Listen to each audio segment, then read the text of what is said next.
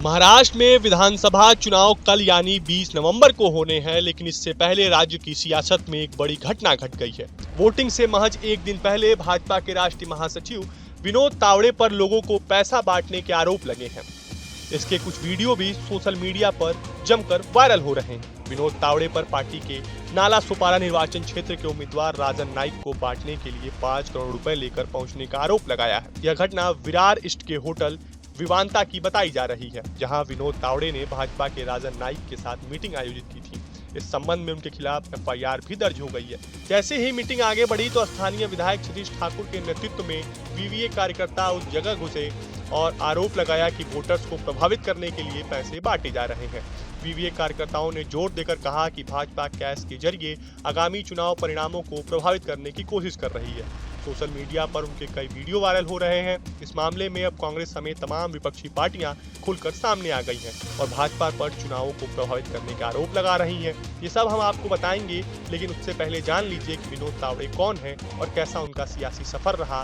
पिछले चुनाव में भाजपा ने जिस नेता का टिकट काट दिया था, आखिर वो इस बार के चुनाव में कैसे एक मजबूत और जिम्मेदार चेहरा बनकर खड़ा हुआ। विनोद तावड़े के सियासी करियर पर नजर डाले तो उन्होंने छात्र नेता के तौर पर शुरुआत की थी। विनोद तावड़े अखिल भारतीय विद्यार्थी परिषद यानी एबीवीपी में एक छात्र कार्यकर्ता रहे।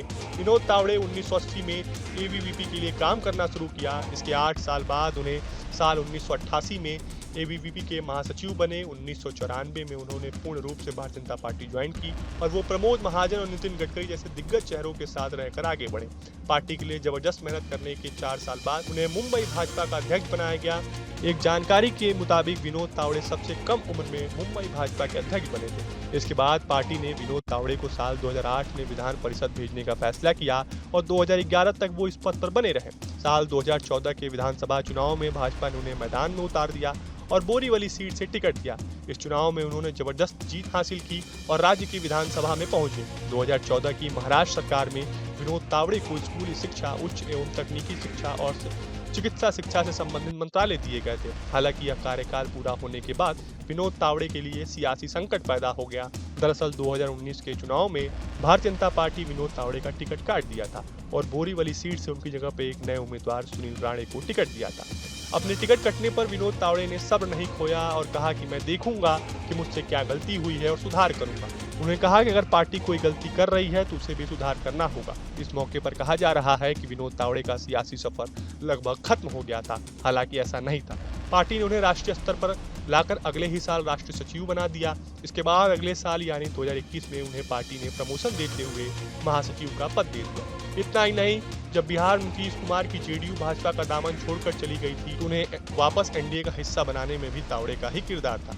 पैसा बांटने वाली घटना पर कांग्रेस ने अपने आधिकारिक एक्स हैंडल पे पोस्ट करते हुए लिखा कि बीजेपी के महासचिव विनोद तावड़े महाराष्ट्र के एक होटल में पैसा बांटते हुए पकड़े गए हैं। तावड़े बैग में भरकर पैसा लेकर गए और वहां पर लोगों को बुलाकर पैसा बांट रहे थे। ये खबर जब जनता को पता चली तो भारी हंगामा हो गया। पैसों के साथ विनोद तावड़े के कई वीडियो सामने आ रहे हैं।